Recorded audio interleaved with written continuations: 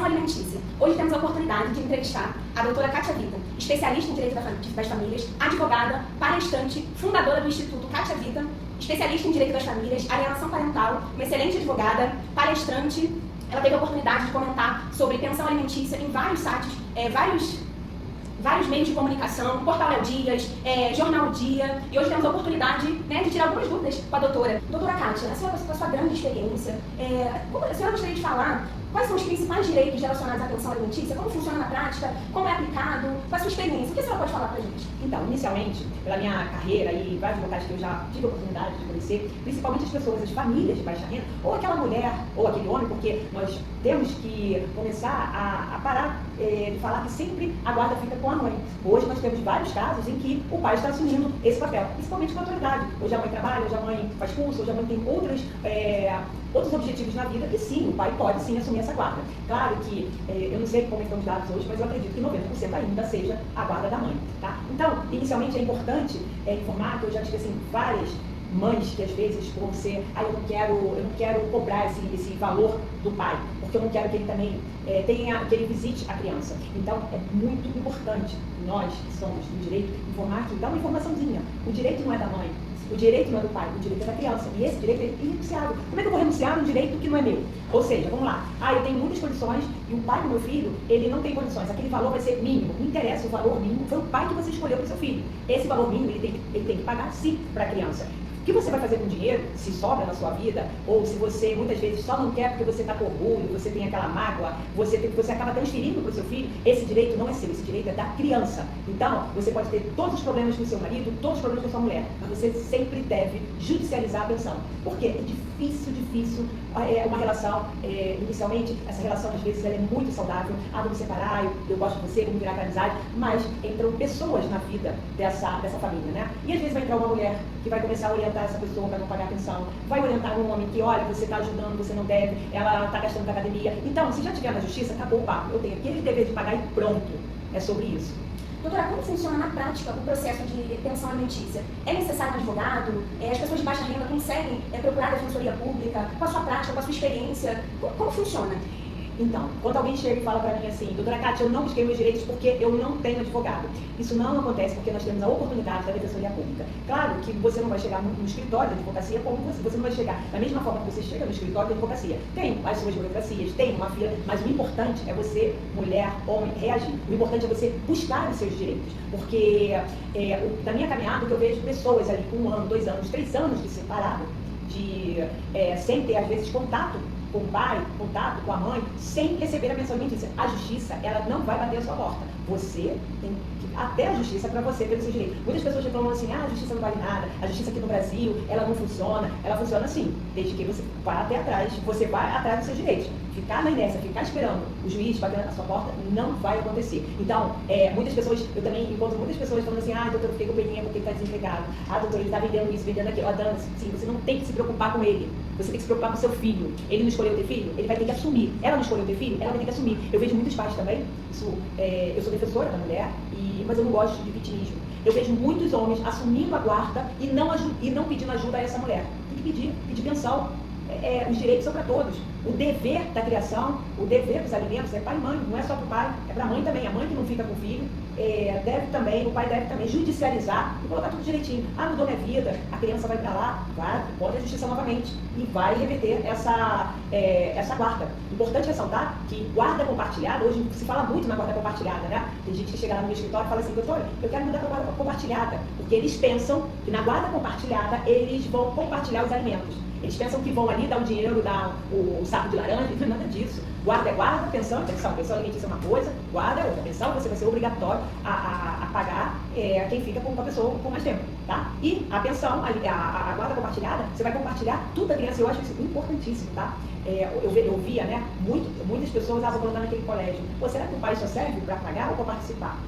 Complicado, o pai tem que participar. Incompatibilidade também de religiões. A mãe é de uma religião e o pai é de outra religião. O pai também tem o direito de apresentar aqueles valores que ele conhece. Aí as pessoas falam assim, teve uma audiência que eu participei, foi até em Manurina, né? O meu cliente ele era lá do Instituto Kátia Vita, né? Então ele era uma pessoa que não tinha condições e a gente estava assistindo ele de forma gratuita. E ele contou a história dele e a gente resolveu acolher ele nessa causa. Então ele tinha 5 filhos, tá? Um de cada mãe e tal, não sei o quê. E no dia da audiência, só que ele era ex-presidiário, ele era ex-miliciano. Então ele não poderia ir na comunidade que essa criança ficava, tá? Ele era um vacilão, não estou falando que ele não era um vacilão não, mas quando chega até a mim, eu vou conscientizar essa pessoa. Eu posso te ajudar, mas eu quero responsabilidade, eu quero que você pague atenção, eu quero que você dê seu jeito para pegar a criança não tem nada a ver com isso. Mas resumindo a história, ela foi procurada em Defensoria Pública e ela estava muito empoderada. Ela estava esculachando ele. Em toda audiência ela estava ali, porque ele não faz isso, porque ele não faz aquilo, porque ele era usuário de drogas, porque ele estava preso, porque ele estava isso, porque estava aquilo. E isso só estava aumentando o ódio da magistrada. Porque não tinha nada de bom, né? Então não tinha nada de bom. Aí eu interrompi, eu falei, excelência, eu gostaria de depoimento pessoal. Eu gostaria de fazer, mas não, é importante. Eu perguntei, aonde que foi feita essa criança? Foi feita no presídio. Então, assim, foi feita no presídio. Aí eu perguntei, né, quem foi o pai que ela escolheu para ser o pai da filha dela? Foi esse. Se ela já sabia de todos os defeitos que ele tinha. Então, a mulher e o homem, ela no decorrer da sua vida, ela se canta, ela se apaixona, ela faz tudo, e ela acaba tendo filho com aquela outra pessoa. Só que depois, quando chega ali na hora da separação, ela se casa com uma pessoa que tem baixa renda, mas quer pensão de juiz. Não existe isso. É matemático. Se você se relacionou com uma pessoa que ganha X, vocês têm que pensar muito bem qual a pensão que vocês querem ganhar. Se você olha para uma pessoa que aquela pessoa não é para multiplicar, não case e não tenha filhos, porque tem as responsabilidades, e essas responsabilidades, se não pagar, dá prisão. Então, pense bem, a vida não é do código do que a gente aprende muito na faculdade. Aí fora, mas ele falou que se for para a justiça eu vou ganhar menos. A depender do que ele ganha, vai ganhar menos. A depender da quantidade de filhos que essa pessoa tenha, vai ganhar menos. Se tiver uma pessoa especial, um filho especial, esse especial ele não pode ser tratado de maneira igualitária com os outros filhos, porque esse especial ele vai ter outros desafios no caminho. Então, a situação da pensão, o advogado que pensa em se especializar no direito familiar, ele é muito mais, sabe, do que só estudar a lei. Você tem que conhecer aquela família, você tem que conhecer o que aconteceu com aquela família, como que aquela família vive, quais são os desafios familiares, até para explicar isso para o juiz. Porque o juiz ele não vai saber dos detalhes que aconteceram, mas também não vai ultrapassar, o juiz nenhum vai chegar e falar assim, meu querido, ganhe X para você sustentar isso. Muitas pessoas ainda não têm muita noção, né, da pensão alimentícia, do que é um processo judicial, do direito das famílias, apesar, né, de hoje ter muitas informações, mas existem algumas populações que ainda são carentes, comunidades, pessoas às vezes que não sabem escrever, que não sabem quais são os seus direitos. Como a senhora pode assim, nos auxiliar? Existe alguma campanha de conscientização, como este projeto de extensão, que a senhora gostaria de orientar, de falar sobre como a gente pode ajudar essas pessoas, né, a reduzir esses conflitos? Porque como a senhora mesmo falou, a senhora é advogada, né, já tem uma grande experiência, mas é claro, a gente tem que ganhar dinheiro, mas tem que olhar também para a pessoa com empatia, né? Então eu gostaria que a senhora falasse sobre essas campanhas de conscientização, porque muitas pessoas ainda sofrem, não tem, né, não sabem como o acesso à justiça. Então, o que acontece, né? Hoje, nós temos a internet, aí as pessoas falam assim, nós temos internet, temos televisão, temos isso, temos aquilo. E aí, tem muita gente, como você falou, tem muita gente que não tem internet, tem muita gente que não tem celular, tem muita gente que não tem nem televisão, não tem luz, são muitas pessoas assim, são muitas famílias. E eu acho que todo mundo tem que contribuir, né?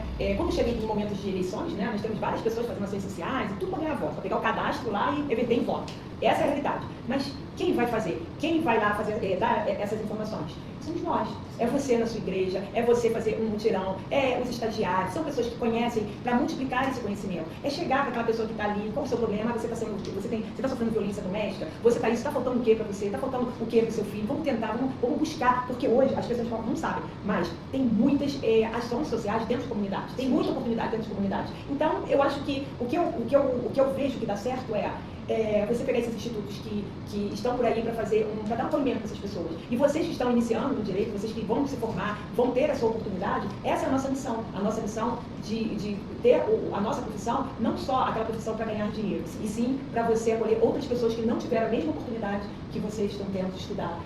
Eu acho que o conhecimento ele sempre tem que ser multiplicado. E a depender, você é tão abençoada por isso, porque você vai salvar vidas. Eu vejo muita gente falando assim, é difícil, não consegue prender. Tudo bem, não consegue prender, mas pelo menos você está ali. Olha, se você passar em blitz, se você tiver, você vai estar ali. O que não pode só porque você ouviu que ninguém consegue prender, que a justiça não faz isso, que a justiça não faz aquilo, você não reagir. Continuar na inércia. Entendi. Doutora Kátia, nós queremos te agradecer, tá, por todo o conteúdo.